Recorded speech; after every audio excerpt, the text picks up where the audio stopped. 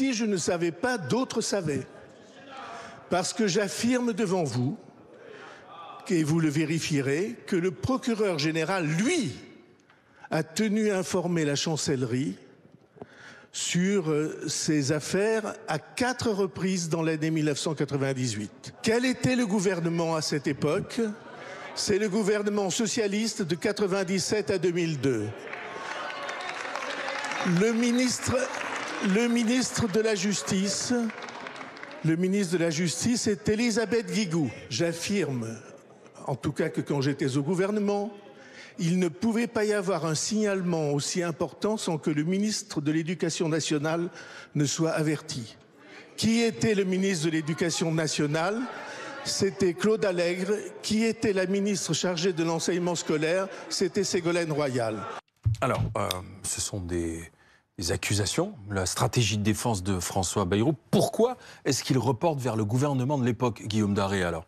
Parce qu'il s'appuie sur un document, un courrier du procureur général de la Cour d'appel de Pau du 15 juin 1998 que nous avons réussi à nous procurer à BFM TV, dans lequel, un courrier qui est adressé à la garde des Sceaux de l'époque, ministre de la Justice, qui est donc effectivement Elisabeth Guigou à l'époque, dans laquelle il évoque très clairement le procureur général à destination d'Elisabeth Guigou, ce qui se passe, en tout cas, ce qui est supposé se passer à Notre-Dame de Bétharram. Il dit au sujet d'une victime qui a porté plainte, je cite, il exposait cette victime, un homme, avoir été victime d'agressions sexuelles et de viols alors qu'il était élève de l'institution Bétharram en 1987-1988. Ces faits ayant été commis, selon ses dires, par le père Caricart, à l'époque directeur de l'institution. À la fin de ce courrier, qui est daté du 15 juin 1998, le procureur général de Pau dit dans son courrier à la garde des Sceaux de l'époque, l'incarcération de son ancien directeur n'a pas manqué d'être relevée par les médias et de provoquer localement une certaine émotion. C'est pour cela, dit le procureur général à l'époque, c'est la raison par laquelle il m'a semblé utile de vous signaler, donc à la garde des Sceaux de l'époque, cette affaire à votre attention. Je vous tiendrai informé de son évolution. Donc on en parle avec Alexandra, je crois que c'est une procédure qui est normale, effectivement, de prévenir le ou la garde des Sceaux à l'époque, mais effectivement, ça prouve que cette information a été transmise. Est-ce qu'ensuite la chancellerie l'a transmise ou non au ministère de l'Enseignement? C'est des questions qui, évidemment, seront posées dans les prochains jours. Au ministère de la Justice, au ministre de la Justice. Le ministre de la Justice a reçu cette lettre, mais est-ce que le ministre de la Justice... Est-ce qu'elle l'a reçu nommément ou est-ce qu'elle l'a reçu? Ce sont ses services qui s'en sont occupés. Elle l'a reçu nommément. Rien d'étonnant à cela. C'est toujours le cas à l'heure actuelle lorsqu'il y a des affaires sensibles qui peuvent avoir un écho médiatique, qui peuvent avoir un retentissement important sur des personnalités, par exemple. Eh bien, les parquets généraux, qui sont les plus hauts magistrats dans leur juridiction, préviennent directement la chancellerie. Jusque-là, rien d'anormal.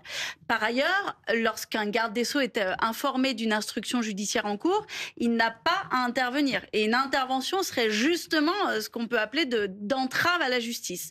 La question donc qui vient désormais, maintenant que nous apprenons que effectivement François Bayrou n'était pas visiblement le seul à avoir été informé de violences, de viols, d'agressions au sein de Bétharram, la question qui se pose, c'est qu'ont fait ces responsables politiques, en l'occurrence par exemple Elisabeth Guigou, a-t-elle à l'époque fait une transmission de signalement au ministère de l'Éducation nationale pour diligenter une nouvelle inspection sur cette institution de Bétharram, puisqu'on voit aujourd'hui que ces faits ont perduré jusque dans les années 2000, d'après les plaintes, des années 1950 aux années 2000. Que s'est-il passé? On en a combien de plaintes recensées aujourd'hui, ou de témoignages ou plaintes? À 112 lettres plaintes, c'est-à-dire des attestations de victimes, quasi exclusivement des hommes. Il y a une seule femme qui disent avoir été victime entre l'âge de 8 et de 13 ans, pour certains de violences physiques, pour d'autres de violences sexuelles, des violences sexuelles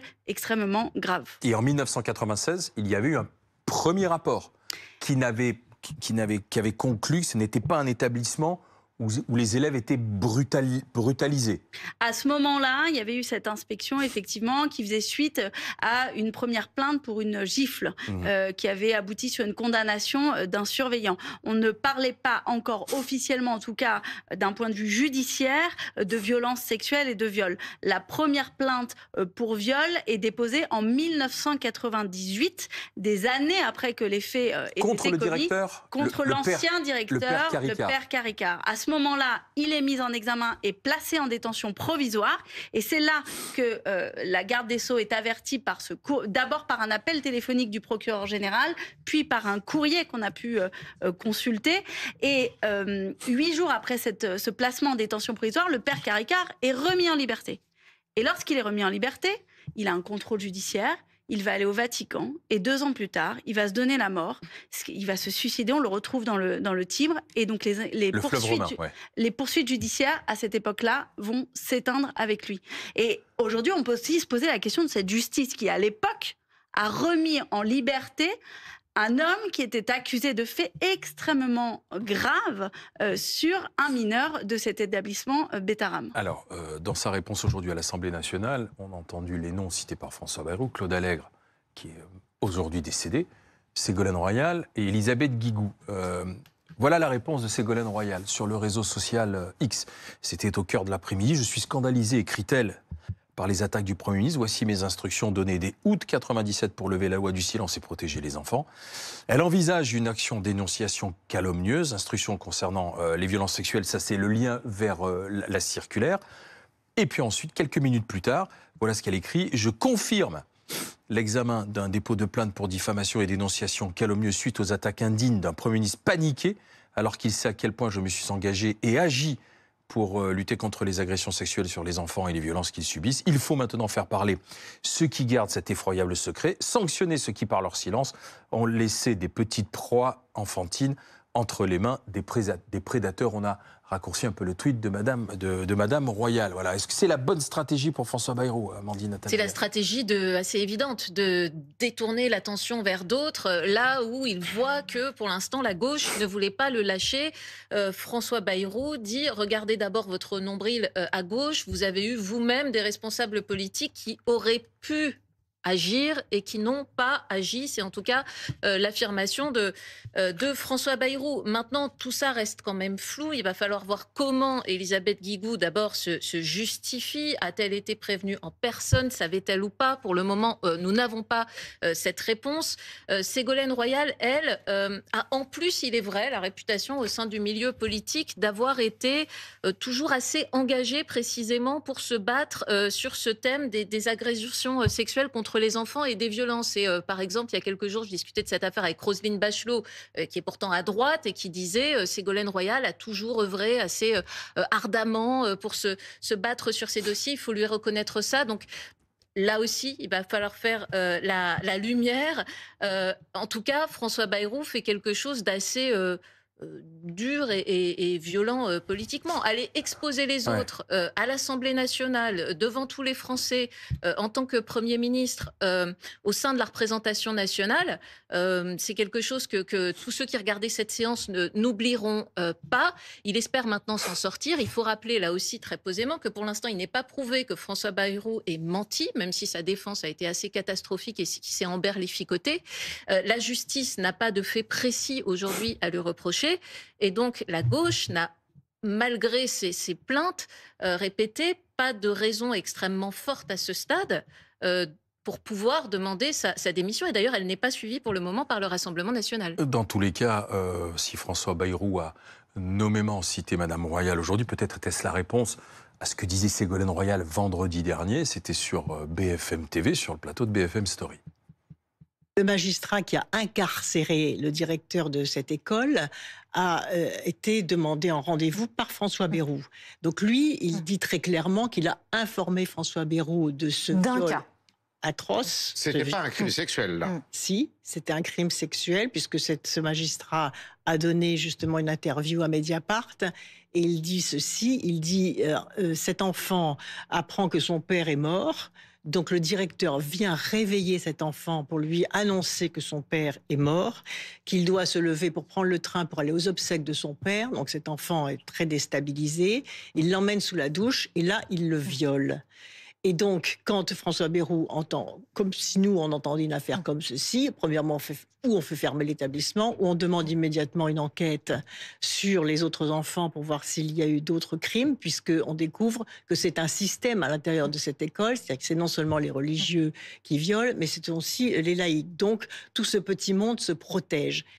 On comprend mieux la réponse de François Bayrou aujourd'hui, Bruno Jeudi. Moi, je pense qu'il faut remettre ça dans le contexte. D'abord, François Bayrou était fortement attaqué par la gauche depuis plusieurs jours.